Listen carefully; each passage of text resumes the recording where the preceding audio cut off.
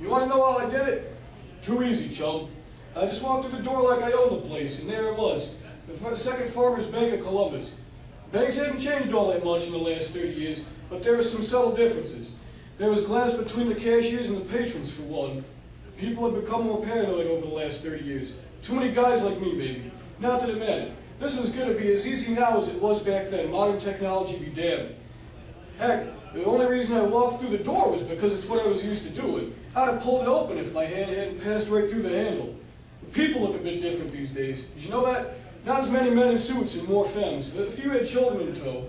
There was a copper standing in the far corner by the small desk with its rows of deposit slips and forms. He looked like a fat, lazy dog in a patch of sunshine. I couldn't resist waving my hand in front of his peepers on my way to the vault like a tourist teasing the guards at Buckingham Palace. It was just as stiff and unchanging, though it had more to do with being bored than alert. I walked past the rent-a-cop, the line of customers, the bank manager hovering over his cashiers, and right into the vault. I didn't set off any alarms. I was careful about that.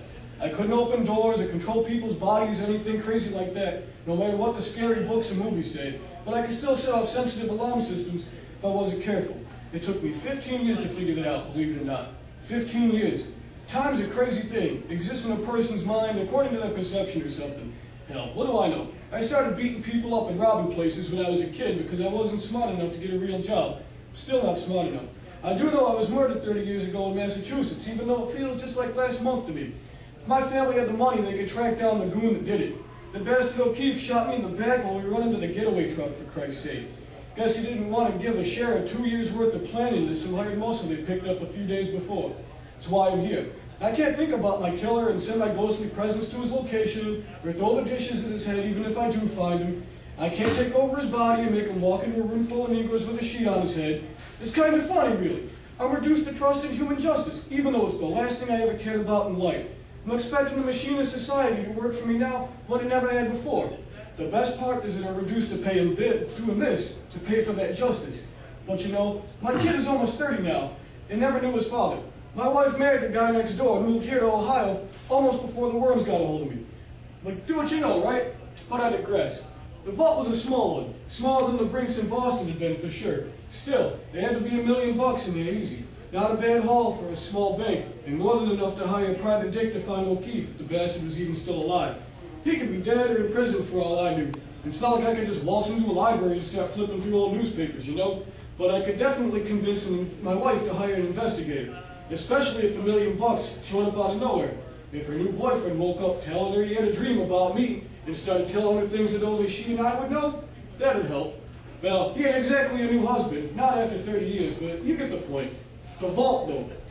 It was piled high with long green, plus checks and bonds and other things that I didn't really care about. When we robbed the Brinks, there were all sorts of other financial instruments, I think was the technical term. We didn't mind because we were going to sit on it for 6 years anyway, until the cops couldn't get us. I needed the money now, though, and that meant crisp, unmarked cash. So I reached down and picked up a banded stack of bills. My hand passed right through them. Damn, I couldn't pick up the cabbage any more than I could turn the doorknob to show up on a security camera. I'm an honest-to-God twit sometimes. Otherwise, I'd never trusted O'Keefe either. I had a very limited number of tricks, at least that I'd figured out in the space of what seemed like a month to me. I could walk through anything, I could travel as fast as long as I knew exactly where I was going, and I could talk to people in their heads. Customers were worthless to me. Couldn't control minds. Even if their combined funds were enough for my family to hire a gumshoe, I couldn't make them give it to me. I couldn't make the manager load the money into his car and take it to my wife's house. Couldn't make the cop hold the manager at gunpoint and make him do it either. I hadn't really thought this through. But damn it, I was here. And even if I had all the time in the world, my wife and son didn't. O'Keefe wasn't going to patiently wait 200 years while I figured out how to get revenge either. So I walked, floated really, around the bank, took another look at the customers, the copper, the employees, to see if there was anyone I could use. Not really. The last place I looked was the bathroom. There was a boy sitting on the john, doing what you'd expect him to be doing. I heard kids were more susceptible to the paranormal, you know, me. But a little kid wouldn't be of any use. A teenager, though, might do the trick. So I talked to him. Hey, Pally, I suddenly said, what's your name? It's a good thing he was already on the toilet. Kid crapped his pants, but without the pants, if you get my meaning. What the hell? He shouted, and of course it echoed off all the walls. You'd probably hear it out in the lobby, too. Whoa, don't do that. Just think in your head like you're talking to yourself.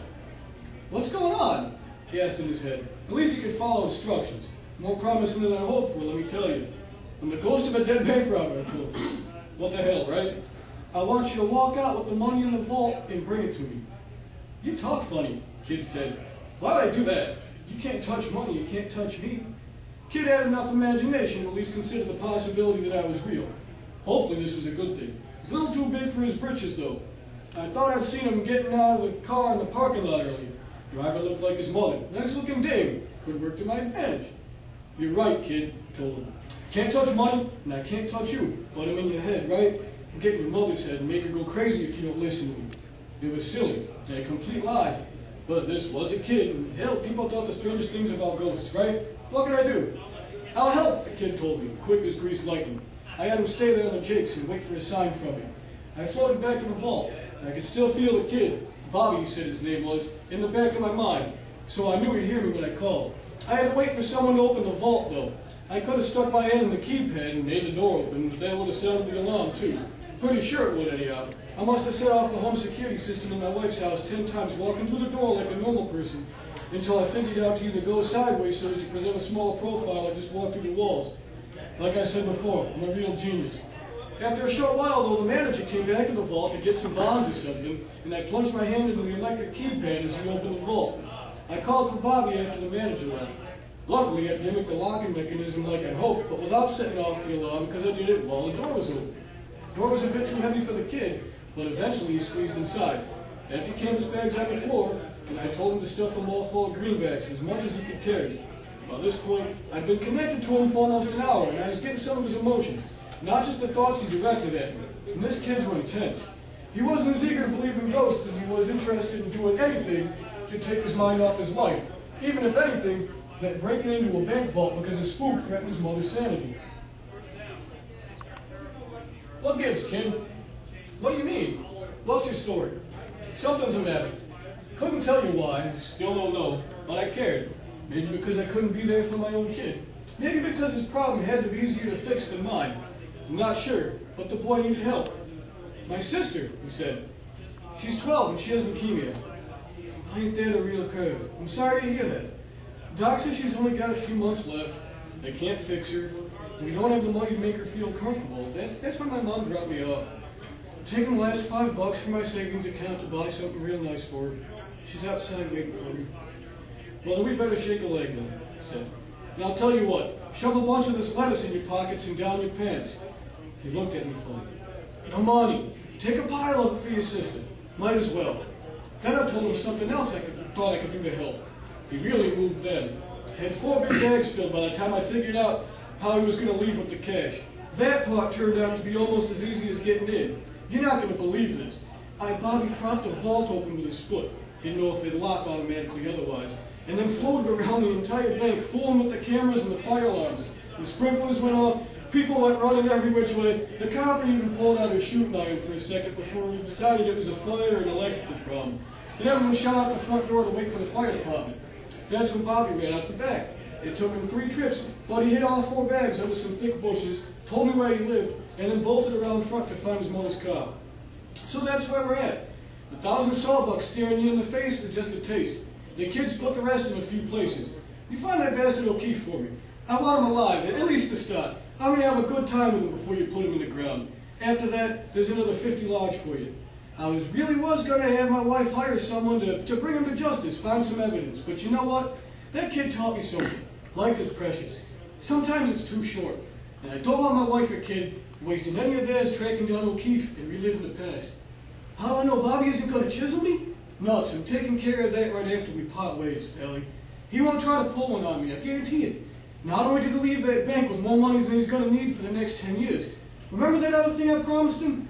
He'd probably give me back all the dough in exchange for that and then some. I'm off to the hospital right now. I'm going to have a talk with Bobby's sister, Karen her name is. She'll be in the ground in a few months, and there's nothing we can do about that except make her feel good until the end. But once she gives up the ghost, shall we say? Well, I didn't make a kid any promises, but if Karen gives me the okay, I'll do my best to help her stick around and keep her brother company for a little while longer. I think that'll do it for her. Go on then. Do your business. I'll be around.